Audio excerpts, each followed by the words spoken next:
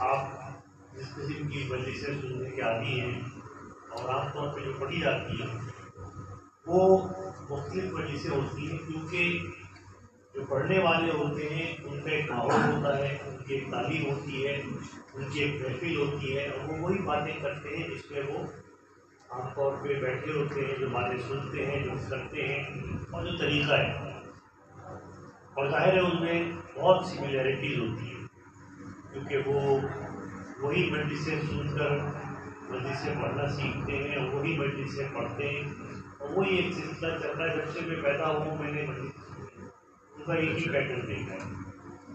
ان مجلسوں میں تھوڑا فرق یہ ہوتا ہے کہ ہمارا بنیادی سبجیکٹ جو ہے وہ دین نہیں ہے، ہمارا بنیادی سبجیکٹ جو ہے وہ میڈیسن ہے، پھر سائنس ہے، پھر فلسفہ ہے، پھر ادب ہے، پھر دین بھی ہے، بے شک دین بھی ہے، اور صرف اسلام نہیں بلکہ دیگر ادیان جو ہیں ان کا بھی مطالعہ رہتا ہے۔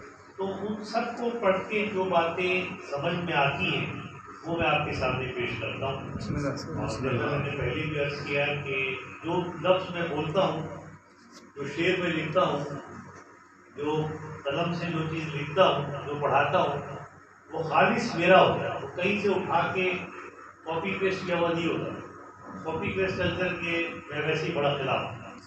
انسان کو اپنی بات کرنی چاہیے، جو بات اس کی سمجھ میں آ رہی ہے وہ کرے۔ ہاں یہ ضرور ہے کہ جس سے سیکھا جاتا ہے یا جس سے انسان متاثر ہوتا ہے اس کی کچھ باتیں آپ کی باتوں میں آ جاتی ہیں، کچھ ہم آہنگی ہو جاتی ہے، لیکن جب تک وہ بات اپنے اندر پوری طرح اتر نہ جائے اس طرح بیان نہیں کی جاتی۔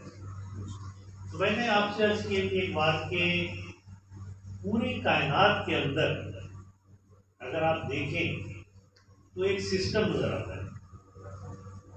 پوری کائنات جو ہے وہ ایک سسٹم کے تحت چل رہی ہے، ایک ہم آہنگی ہے، ایک ہم آہنگی ہے، اور وہ سائنس میں بھی ہم آہنگی۔ مثال کے طور پہ اگر آپ میڈیکل سائنس کی بات کریں تو ایک کیس آتا ہے کہ اتنے سال کا کوئی انسان ہے، مرد ہے، جس کو یہ تکلیف ہے، اور آپ نے جب معائنہ کیا تو یہ نکلا، اور آپ نے ٹیسٹ کرایا تو یہ رزلٹ آیا۔ اب یہ بہت سارے حقائق آپ کے سامنے آئے، اور کام یہ ہوتا ہے ڈاکٹر کا، اسٹوڈنٹ کا، میڈیکل اسٹوڈنٹ کا، کہ وہ ان تمام کے اندر جو مشترکہ چیزیں وہ نکال کے ایک نتیجے تک پہنچے۔ مثال کے طور پر آپ یہ نہیں کہہ سکتے اس کو ملیریا بھی ہے، اس کو نمونیا بھی ہے، اس کا لیور بھی خراب ہے، اس کو اپنڈیسائٹس بھی ہے، یہ کوئی بات نہیں۔ ان میں سے کوئی ایک ہی چیز ہوگی، بہت کبھی کبھار ہوتا ہے کہ ایک سے زیادہ ہو، اور وہ بھی عام طور پہ متعلق ہوتے ہیں۔ چنانچہ آپ کو جو بھی سوال دیے جاتے ہیں، جیسے کہ میں فائنل کے اسٹوڈنٹ بیٹھے ہوئے ان کا ہر 3 کو ٹیسٹ لیتا ہوں، اس میں 35 سوال ہوتے ہیں، اور 35 کے 35 سوالوں میں سے جو سوال ہے اس کا ایک ہی جواب ہے، ایسا نہیں ہوتا ہے کہ کئی چیزیں۔ تو اگر آپ کائنات کو دیکھیں تو عجیب بات یہ ہے کہ اس کائنات کے اندر بھی ایک سسٹم نظر آتا ہے، اور میں نے عرض کیا کہ جتنا میں نے پڑھا ہے اور اللہ تعالیٰ کے قرآن حکیم کو پڑھا ہے، احادیث کو پڑھا ہے، اہل بیت کی باتوں کو پڑھا ہے، تو مجھے یہ لگتا ہے کہ اللہ تعالیٰ ہم سے چاہتا ہے، ہم سے یہ چاہتا ہے، ہم سے یہ تقاضا کرتا ہے کہ ہم اس سسٹم کو پہچانیں جو اس نے بنایا ہے۔ اگر آپ تاریخ اٹھا کے پڑھیں، قرآن پڑھیں، احادیث پڑھیں، تو آپ کو پتہ چلے گا کہ جو نہ ماننے والے تھے وہ معجزوں کا تقاضا کرتے تھے۔ آپ نے کبھی نہیں سنا ہوگا کہ کبھی کسی بڑے مومن نے کہا ہو کہ آپ ہمیں معجزہ سمجھائیں۔ ہاں، سمجھنے کی کوشش ضرور کی، جیسے میں نے کل حضرت ابراہیم کو بتایا کہ انہوں نے سمجھنے کی کوشش کی کہ یار یہ کیا چکر ہے، کیسے تارا ہے سب سے روشن ہے، پھر چاند آیا، پھر سورج آیا، تو سمجھنے کی کوشش ضرور کی۔ اور کل مجھ سے آپ میں سے کسی نے سوال کیا تھا کہ حضرت ابراہیم جو تھے وہ نظریہ نہیں رکھ رہے تھے، پہلے ریسرچ کر رہے تھے. تو یہ کہنا کہ تارے کو یہ میرا خدا نظریہ تو ہوا، تو میں نے ان کو بتایا کہ یہ نظریہ نہیں ہوا بلکہ یہ نل ہائپوتھیسس ہوا. نل ہائپوتھیسس کیا ہوتا ہے؟ نل ہائپوتھیسس یہ ہوتا ہے کہ آپ نے فرض کریں ملیریا کی ایک گولی جاتی ہے، اب آپ کو اس کو ٹیسٹ کرنا ہے، تو آپ یہ ہائپوتھیسس نہیں بناتے کہ یہ ملیریا اس سے ٹھیک ہو جائے گا، بلکہ آپ یہ بناتے ہیں کہ ملیریا اس سے ٹھیک نہیں ہوگا اور پھر اس کو غلط ثابت کرتے ہیں تاکہ آپ حقیقت تک پہنچ سکیں. یہ نل ہائپوتھیسس ہوتا ہے.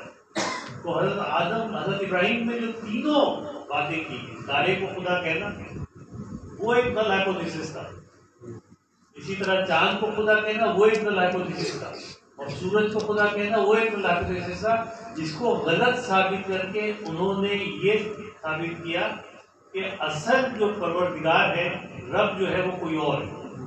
درود پڑھے محمد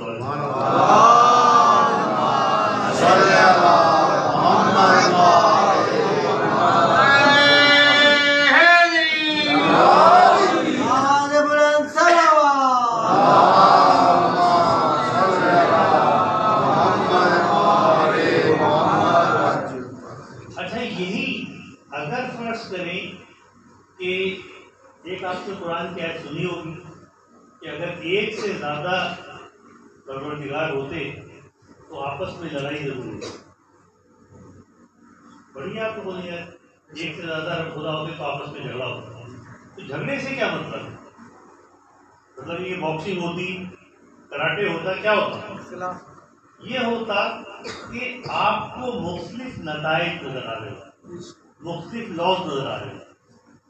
کہیں پر میٹر ایک دوسرے کو اٹریکٹ کر رہا ہوتا، کہیں پہ ریپلس کر، یعنی ایک ہی اس کے اندر آپ کو الگ الگ چیز نظر آتی. کبھی نیگیٹو پازیٹیو اٹریکٹ کر رہے ہوتے، کبھی ریپلس کر رہے ہوتے، کیونکہ وہ کوئی لا بنا لیتا، وہ کوئی لا بناتا. لیکن پوری کائنات میں جتنی بھی کئی 100 ٹریلین آج تک ستارے اور سیارے سب جمع ہو چکے ہیں، وہ اس میں ہر جگہ پر لا آف گریویٹی ویسی کے ویسی، جتنے لاز ہیں وہ وہی جو ثابت کرتا ہے اللہ تعالیٰ کی دلیل کہ اگر ایک سے زیادہ نے بنایا ہوتا تو کچھ اختلاف تو ملتا آپ کو. اچھا یہ تو ہوئی سائنس کی بات. اب آپ آ جائیے دین کی بات پہ. سائنس اور دین میں اختلاف ہوتا ہے. سائنس پوچھ کے جیسے کہ آج کل کم عقل لوگ کہتے ہیں کہ سائنس فیل ہو گئی، یہ مذہب کی فتح ہے. بھائی سائنس بھی تو اسی نے بنائی ہے جس کا مذہب بنایا ہے. سائنس کیسے فیل ہو سکتی ہے؟ اس کا مطلب ہے اللہ فیل ہو گئے، انہوں نے جو ہے وہ غلط اصول بنا دیا. تو جو سائنس کہتی ہے وہی مذہب کہتا ہے. اس کی بھی بہت ساری میرے پاس ایسی مثالیں ہیں جو انشاءاللہ اگر زندگی ملی تو میں آپ کو اور آگے جا کے بتاؤں گا. آج صرف 2 مثالیں پیش کرتا ہوں اپنے ساتھ، اور یہ ایسی مثال ہے کہ آپ بتائیں کہ 1400 سال پہلے کیا 100 سال پہلے 100 سال پہلے کوئی یہ بات کہہ نہیں سکتا. 1400 قرآن حکیم میں 1400 سال پہلے پہلی جو ہے وہ سورہ انبیاء کی آیت نمبر 30، چاہے تو لکھ لے جا کے پڑھ لیجیے. بسم اللہ الرحمن الرحیم. اولم یری الذین کفروا ان السماوات والارض کانتا رتقا ففتقناہما وجعلنا من الماء کل شیء افلا یؤمنون. کیا انکار کرنے والوں نے نہیں دیکھا کہ ایک وقت تھا جب آسمان اور زمین جڑے ہوئے تھے؟ یعنی یہ بات اس پہ سینکڑوں سالوں تک مذاق اڑایا جاتا رہا کہ یہ قرآن میں کیا بات ہوگا، آسمان اور زمین کیسے جڑے ہوئے تھے. یہاں تک کہ جب یہ بات ثابت سائنس نے ثابت کی کہ 13.8 ارب سال سے پہلے پوری کائنات جو تھی وہ سب ایک نقطے کی صورت میں تھی، اور جب بگ بینگ ہوا 13.8 ارب سال پہلے تو اس وقت وہ نقطہ پھٹا اور اس سے گلیکسیز اور پھر اسٹارز اور پھر پلینٹس اور وہ سب بنے. تو یہ آسمان و زمین کے جڑے ہونے کا تصور کہیں نہیں ملتا. یعنی اگر ایون یہ کہ آپ کو اگر جو کتابیں پڑھیں، مذہبی کتابیں پڑھیں، بائبل پڑھیں، اس میں بھی موجود نہیں، کیونکہ وہ بدل لی گئی. اگر آپ اولڈ ٹیسٹمنٹ پڑھیں، نیو ٹیسٹمنٹ پڑھیں، کہیں پر ذکر نہیں ہے کہ آسمان اور زمین اور تارے اور سورج اور گلیکسیز اور یہ سب آپس میں ملے ہوئے.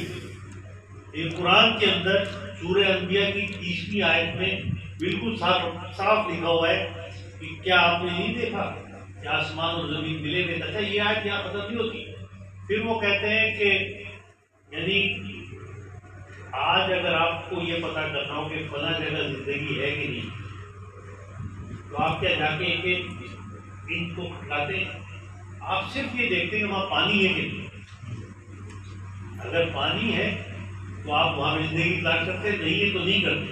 اور اسی آیت میں آگے جا کے اللہ فرماتا ہے کہ وَجَعَلْنَا مِنَ الْمَاءِ كُلِّ شَيْءٍ، ہم نے ہر زندہ شے جو ہے وہ پانی سے پیدا کی.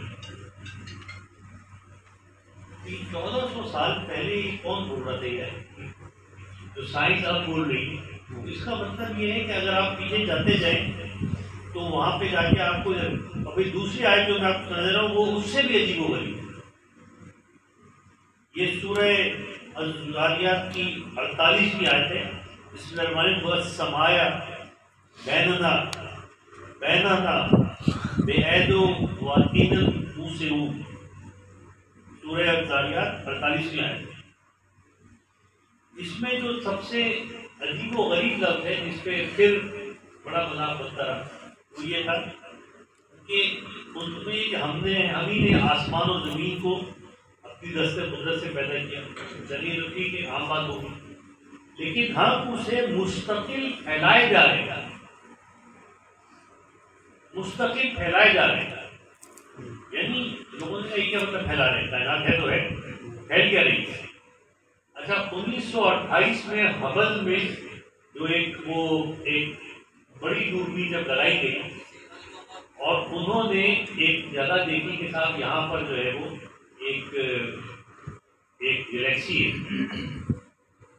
اور اس کا جو طریقہ ہوتا ہے اس کا فاصلہ دیکھا گیا. کہ اگلے سال پھر جب دیکھا گیا تو معلوم ہوا وہ تو دور ہو گئی، جہاں پہ گلیکسی تھی وہ تو مزید دور ہو گئی، فاصلہ بڑھ گیا. ان کا پچھلی دفعہ غلطی ہوئی. اب دوسروں کا دیکھا گیا تو ہم سے ہر گلیکسی کا فاصلہ بڑھ گیا اور ان کا آپس میں ہی فاصلہ بڑھ گیا.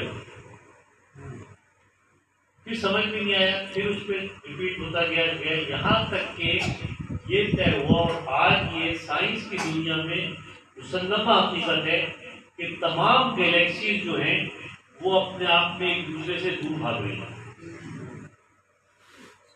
آپ نے سنا ہوگا ڈارک انرجی. اچھا کیوں دور بھاگ رہی ہے؟ گریوٹی سے تو وہ کھینچنا چاہیے. تو معلوم ہوا کہ نہیں، ایک ڈارک انرجی ہے کوئی چیز ہے جو اینٹی گریوٹی ہے اینڈ اسٹرانگر دین گریوٹی، جو کہ گلیکسیز کو ایک سے دوسرے سے دور کر رہی ہے. اب موسم کا مذاق اڑانے والے بتائیں کہ ایک وسیع ہوتے جا رہے ہیں، وسیع مطلب پھیلتے جا رہے ہیں. تو یہ کائنات جو ہے وہ پھیلتی چلی جا رہی ہے. اور آپ اگر یہ دیکھیں کہ یہ بات قرآن نے لکھی اور یہی بات اگر آج آپ کہیں گے کائنات ساکت ہے، کائنات میں فاصلے جو ہے ایک جیسے ہیں، یعنی ہماری گلیکسی کا فار ایگزامپل ملکی وے گلیکسی کا کسی اور گلیکسی سے اتنا فاصلہ ہے، تو اس وقت تو ہے، آگے جا کے وہ بڑھ جائے گا، کم نہیں ہوگا، بڑھ جائے گا، وہ بھی نہیں رہے گا. یعنی کیا ہوگا؟ موسون والی آیت جو ہے وہ اس کا کانسیپٹ جو ہے درود ثابت ہوگا. درود پڑھے محمد والے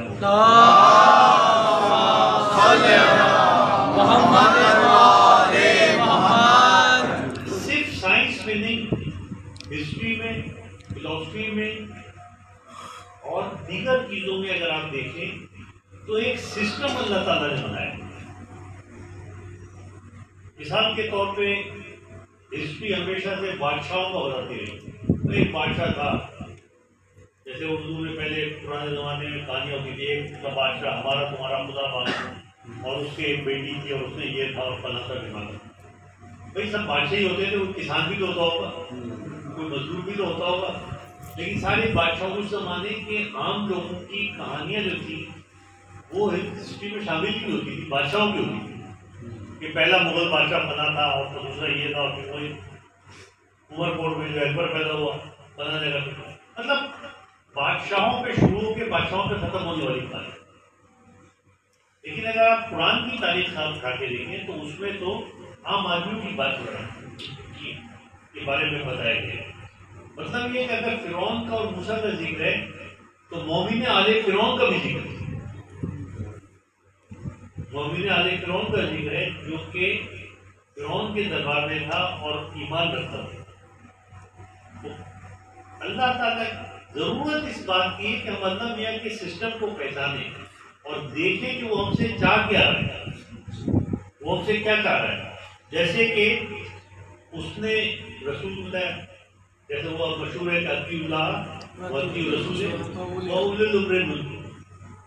اب اطیعوا اللہ سے کیا مطلب ہے؟ اللہ کی اطاعت آپ کریں. اللہ کی کیوں اطاعت کریں؟ جب آپ نے مان لیا کہ وہ کائنات کا بنانے والا ہے، ہر چیز اس کی مرضی سے چلتی ہے، آپ کو نہ کوئی فائدہ دے سکتا ہے نہ کوئی نقصان دے سکتا ہے اس کی مرضی کے بغیر، اور وہ آپ کو ہمیشہ سیدھی رستہ دکھاتا ہے. تو ظاہر ہے کہ آپ کوئی احمق بھی ہوگا کہ اس کی اطاعت نہیں کرے گا، کیونکہ اس کی اطاعت میں آپ کا فائدہ ہے، آپ کی سچائی. اسی طرح سے اطیعوا الرسول، اگر آپ نے مان لیا کہ رسول جو ہے وہ اللہ کے قائم کردہ ہے. اب یہ دیکھیے کہ قرآن کی آیت ہے سورہ حشر کی 7ویں آیت. اللہ فرماتا ہے کہ وما آتاکم الرسول فخذوہ وما نہاکم عنہ فانتہوا. جو کچھ رسول تمہیں دے وہ لے لو اور جس سے منع کرے اس سے بھاگو. یعنی اب اس سے زیادہ سمپل بات کیا ہو سکتی ہے کہ آپ رسول اللہ آپ کو کہتے ہیں کہ یہ کام کرو تو یہ کر لو. اچھا ہم آپ جب دیکھتے ہیں کہ رسول نے کہا کیا ہے، کہا کیا ہے. مسئلہ یہ ہے کہ ہم نے یہی نہیں کیا کہ رسول نے جو دیا وہ لیا نہیں اور جس سے منع کیا اسے رکے نہیں. یعنی ہم جو ہے وہ دونوں کشتیوں میں سوار ہونا چاہتے ہیں. اس کشتی میں بھی جو ہمیں جنت کی طرف لے جائے اور اس کشتی میں بھی جو ہمیں دنیاوی فائدے ہماری نظر میں جو دنیاوی فائدے وہ پہنچ رہے ہیں.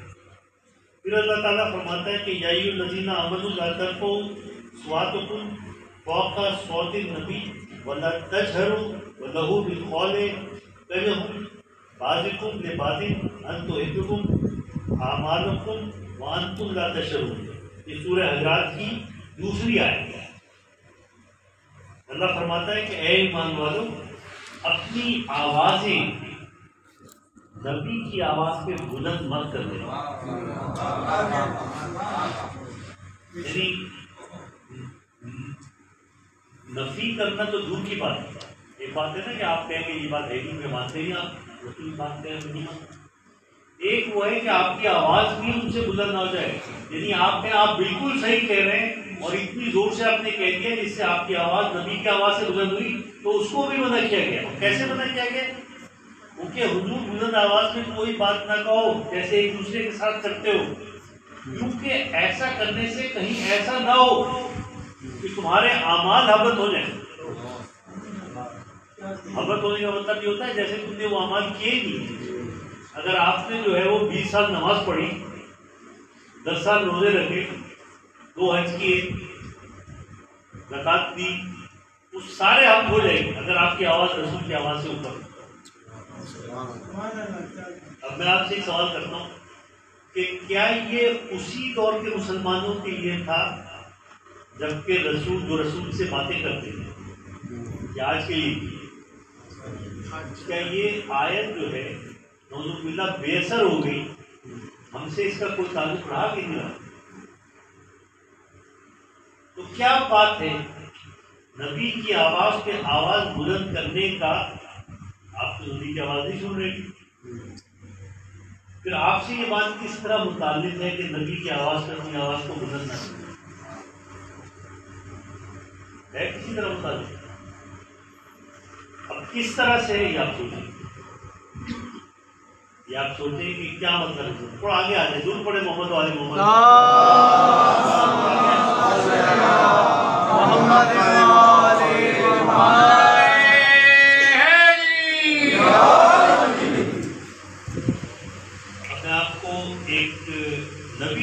کہا ہے وہ بتاتا ہوں، جس پہ ہم لوگ شک کرتے ہیں، باتیں کرتے ہیں، اس کو بھی ہم نے فرقہ اور رعیت کے ثبوت کر دیا ہے کہ رسول اللہ کیا فرماتے ہیں.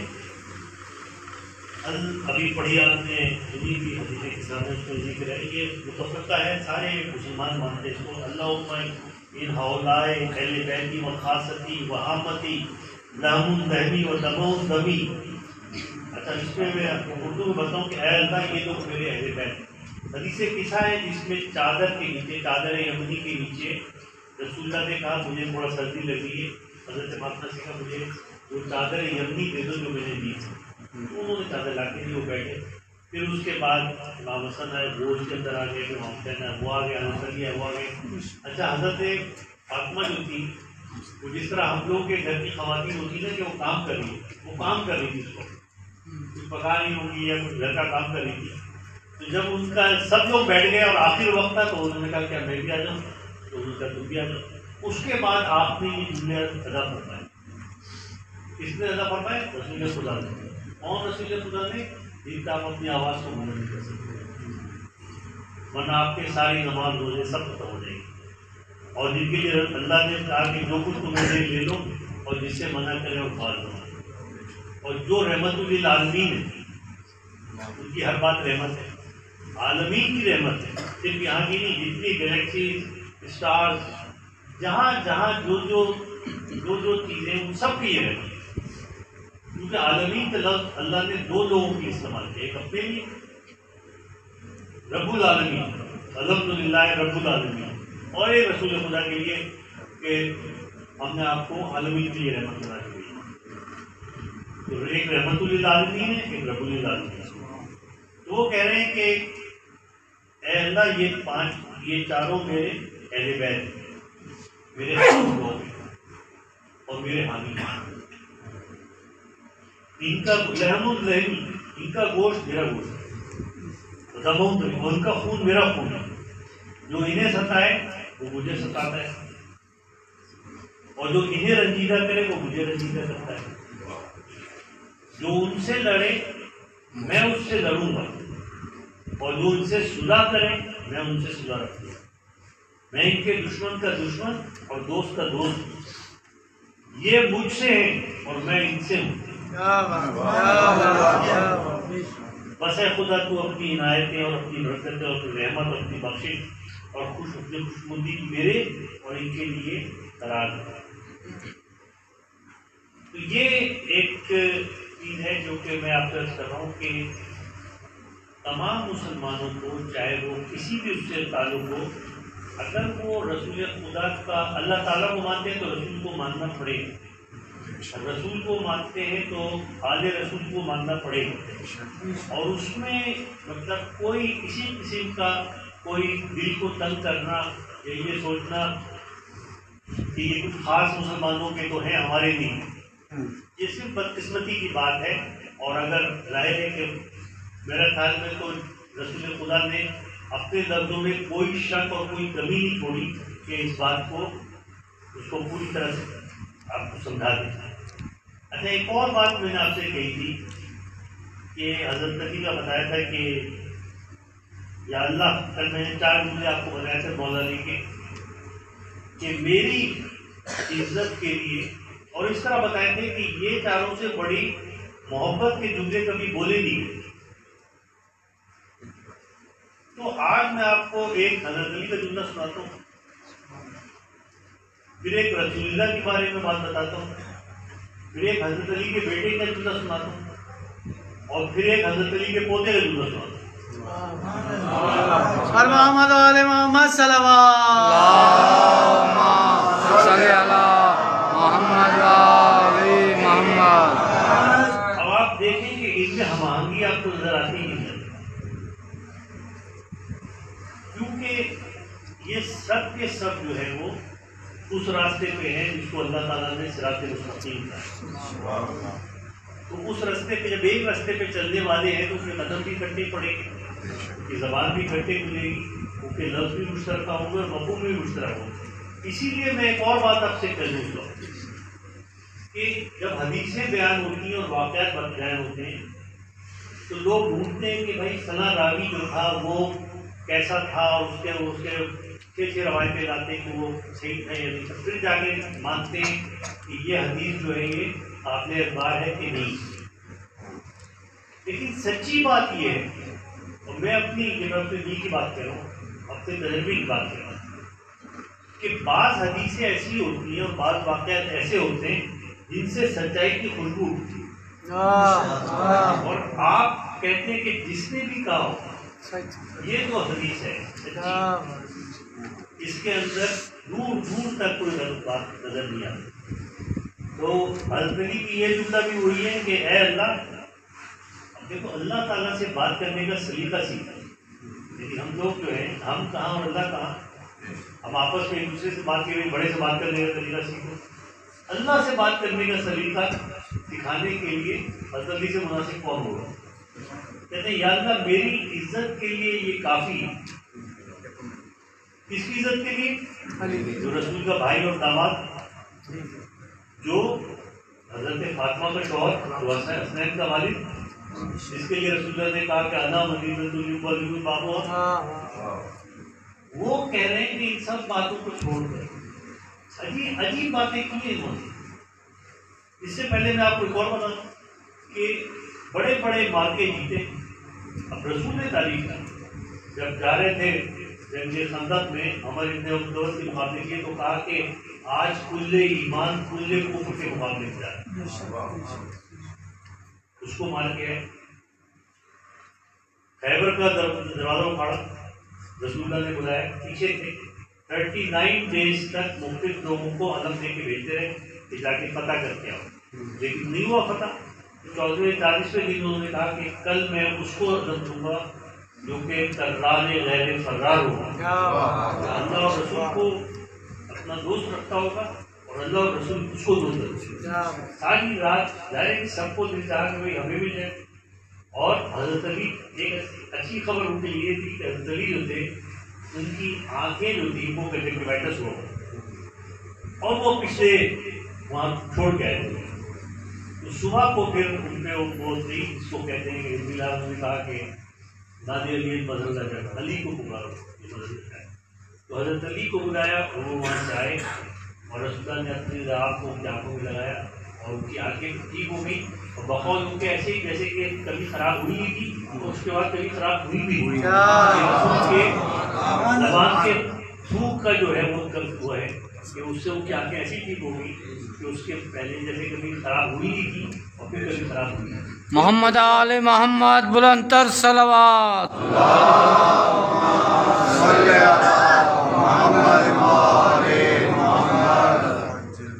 تو ان کو جو ہے ان کو بھیجا گیا اور وہ ظاہر ہے کہ انہوں نے فتح بھی کیا اور دروازہ بھی توڑا اس کا، اور وہاں پہ لگایا کہ پل بنا دیا جس سے مسلمان دوسری کی طرف سے پانی کیا اس پہ چل کے آ گئے۔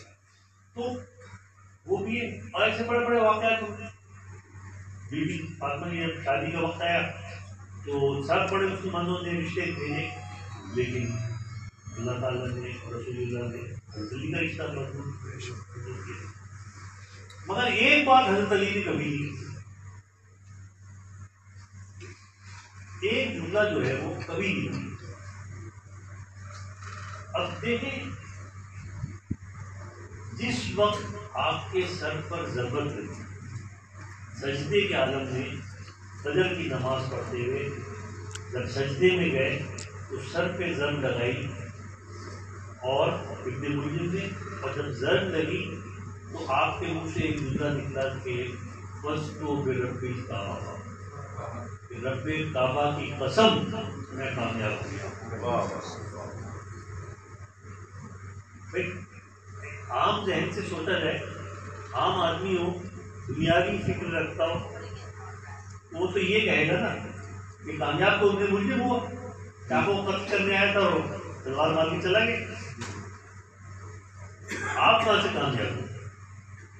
تو معلوم ہوتا ہے کہ یہاں پہ کامیابی اور ناکامی کا معیار بھی ہے۔ کیا بات ہے، کیا بات ہے۔ ہمارا اور دنیا کا جو کامیابی کا معیار ہے وہ کچھ اور ہے، اور وہاں پہ کامیابی کا معیار کچھ اور ہے۔ تو آپ فرماتے ہیں کہ میری عزت کے لیے بس یہ کافی ہے، سب چیزیں چھوڑ دیں، میری عزت کے لیے بس یہ کافی ہے کہ میں تیرا بندہ، میں تیرا بندہ، آئی ایم یور مین، اور میرے فخر کے لیے یہ کافی ہے کہ میرا رب تو ہے۔ لیکن دونوں نسبتوں کو الگ الگ طریقے سے بتایا۔ اس کے بعد اور بات آگے بڑھائی، محبت کے لیول کو اور آگے بڑھائی، تو ویسا ہی ہے جیسا کہ میں چاہتا ہوں، اور اب مجھے بھی ویسے ہی بنا دے جیسا تم چاہتا ہوں۔ یہ چار جملے جو ہیں، اگر آپ اس کو اچھی طرح سے اپنے اس کی گہرائیوں میں جا کے سمجھ لیں تو آپ کو اللہ تعالیٰ سے بات کرنے کا سلیقہ ہے۔ میری عزت کے لیے کیا کافی ہے کہ میں تیرا بندہ ہوں۔ اب یار یہ تو حضرت علی نے کہہ دیا نا، اب اس کی کوئی تائید تو کرے، کون تائید کرے؟ تائید کرنے کے لیے سب سے بڑے مقام میں کون بیٹھا ہوا ہے؟ رسول اکرم صلی اللہ علیہ وسلم۔ اللہ تو بیٹھا ہے، انسانوں میں کون ہے سب سے بڑا جو کہ تائید کر سکتا ہے؟ رسول پاک صلی اللہ علیہ وسلم۔ رسول خدا نے تائید کی نہیں؟ رسول خدا کیا ہے؟ رحمت للعالمین ہے۔ ہمیں پتہ ہی نہیں کہ عالمین ہے کتنے، تعداد نہیں پتا۔ ایک دنیا میں جتنے لوگ ہیں اس میں ایک آدمی کے لیے ہزاروں لاکھوں گلیکسیز موجود ہیں۔ ہر گلیکسی میں کروڑوں اربوں اسٹارز ہیں، ہر اسٹارز کے اندر بے شمار پلینٹس ہیں، تو صرف گلیکسیز جو ہے وہ اتنی ساری ہیں، اور اللہ میاں ظاہر ان کا رب کون ہے؟ ایک ہے، رب العالمین۔ اس رب العالمین نے رسول کے لیے کہہ دیا کہ آپ رحمت للعالمین ہیں۔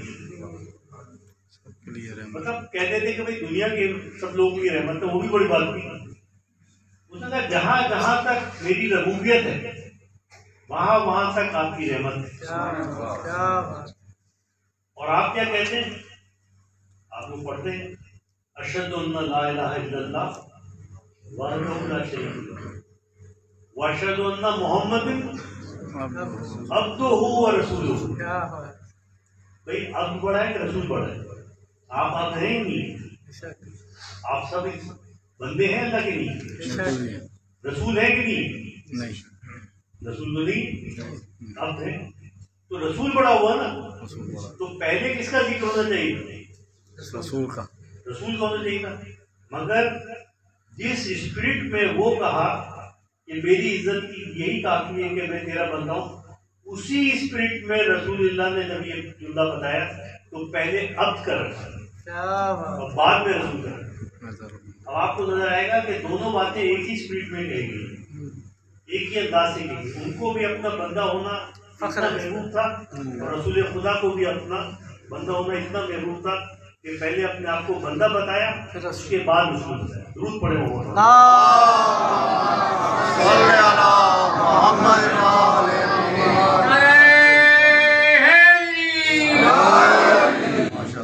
اب دیکھیں جو سچا کلام ہوتا ہے نا وہ اس کے اندر ایک اٹریکشن ہوتی ہے۔ جیسے جیسے سچائی کی مقدار بڑھتی جاتی ہے ویسے ویسے اس کی اٹریکشن بڑھتی جاتی ہے۔ اسی لیے میں کہتا ہوں کہ جو حدیث ہوتی ہے رسول خدا کے منہ سے نکلے ہوئے لفظ ہوتے ہیں نا وہ پہچاننے والے کے اندر ایک عجیب کیفیت پیدا کرتا ہے۔ اسے پتا ہے کہ یار یہ کسی اور مائی کے لال کی تصویر بات نہیں، یہ تو رسول اللہ نے کہا ہوگا۔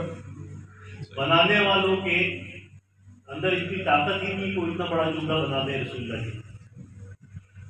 تو اسی طرح سے اب آپ نے حضرت علی کا بھی سنا، حضرت علی کے بیٹے کا سنا کہ جب کربلا کے اندر، کربلا میں جب امام حسین اکیلے رہ گئے اور لوگوں نے مذاق زمین پہ گرے ہوئے تھے اور تیر اتنے تھے کہ زمین پہ جسم زمین تک نہیں پہنچ رہا، تو دشمنوں نے آ کے کہنا شروع کیا کہ تمہارے عباس کہاں ہیں، تمہارے علی اکبر کہاں ہیں، تمہارے قاسم کہاں ہیں، تمہارے حبیب کے مذاہب کہاں، اکیلے رہ گئے نا۔ تو ایک دفعہ اب دیکھیں انسان کی عظمت دیکھیں، ایک دفعہ غالباً یہ میرا خیال ہے کہ ان کو اس قابل نہ پا کے کہ ان کو کیا جواب دیا جائے، آسمان کی طرف دیکھا اور ایک جملہ بولا۔ اب یہ جملہ جو ہے کسی روایت کی ضرورت نہیں ہے، یہ جملہ کوئی اور بول نہیں سکتا۔ یہ گویا میں نے سنا تو مجھے لگا جیسے میں نے اپنے کانوں سے سنا ہے۔ آسمان کی طرف دیکھا ہوتا ہے اللہ، اس نے کیا کھویا اس نے تجھے پا لیا۔ یعنی یہ کہ حضرت عباس چلے گئے، بیٹے علی اکبر چلے گئے، قاسم چلے گئے، علی مظاہر چلے گئے، سارے رشتے دار 18 بنی ہاشم کی جوان اور سارے دوست چلے گئے، لیکن اس نے کیا کھویا اس نے تجھے پا لیا۔ اور پھر ایک دفعہ لشکر کی طرف ہاتھ پھیلایا اور کہا اور اس نے کیا پایا جس نے تجھے کھو دیا۔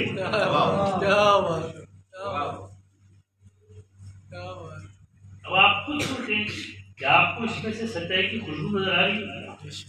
آپ کو اس میں نظر آ رہا ہے کہ یہ جملہ یا تو رسول بول سکتے یا رسول بول سکتے، کسی اور کے بس کا نہیں۔ اور اسی طرح کل میں آ کے ایک جگہ پہ رک گیا تھا کہ جب میں حضرت امام زین العابدین کے خطبے کا ذکر کر رہا تھا کہ میں اس کا بیٹا ہوں اور میں اس کا بیٹا ہوں، میں اس کا بیٹا ہوں، وہاں پہ ایک اور واقعہ ہوا تھا کہ جب آپ ایک مقام پہ پہنچے تو رونا دھونا مل گیا، یزید کے دربار میں لوگ رونے لگے آواز سے۔ تو یزید نے گھبرا کر مؤذن سے کہا کہ اذان دو۔ دیکھیں نا، مذہب کا بھی استعمال جو ہے وہ کوئی نیا نہیں ہے۔ اس نے کہا کہ اذان دو تاکہ آل رسول کی آواز بنے۔ وہ اذان جو تھی وہ اللہ کی توحید کے لیے نہیں تھی، وہ اللہ کے ماننے والوں کے، اللہ کے نمائندوں کی آواز کو بند کرنے کے لیے۔ تو اگر آپ میں سے جو لوگ شام گئے ہیں انہوں نے دربار شام دیکھا ہے تو آپ نے دیکھا ہوگا کہ جگہ جگہ پہ چھوٹے چھوٹے چبوترے بنے ہوئے دربار میں، اور اس میں بہت آج بھی یہی ہوتا ہے، اس میں مؤذن کھڑے ہوتے ہیں اور دور دور سے سب اکٹھے اذان دیتے ہیں، بڑی اونچی آواز میں اذان۔ تو اس نے کہا، مؤذن نے کہا اللہ اکبر اللہ اکبر اللہ اکبر، تو امام دہرانے لگے جب وہ اللہ اکبر آپ بھی ایسے سے اللہ اکبر اللہ اکبر اللہ اکبر اللہ اکبر اشہد ان لا الہ الا اللہ اشہد ان محمد رسول اللہ۔ امام زین العابدین نے کہا اے مؤذن تجھے میرے حق کی قسم ایک سیکنڈ رک جائے۔ تو رک گیا، تو یزید کو مخاطب ہو کر کہا کہ اے یزید تو کہتا ہے کہ تجھے فتح پائی، تو یہ بتا کہ جس محمد رسول اللہ کا ذکر ہو رہا ہے وہ تیرے نانا تھے یا میرے نانا تھے؟ اگر تو کہتا ہے کہ تیرے نانا تھے تو جھوٹ بولتا اور سب کچھ بات پتہ ہے، اور اگر وہ میرے نانا تھے تو میرے خاندان کو کیوں قتل کیا اور میرے گھر والوں کو کیوں قیدی کر کے اکٹھا کیا ہوا تھا؟ گواہی دے رہے۔ یزید نے کہا کہ مجھے نماز کی حاجت نہیں، وہاں سے اٹھا اور وہی محل کی چھڑے گئی، محل میں چلا گیا۔ آج بھی وہ اس طرح ہی ہے، اگر آپ لوگ شام جائیں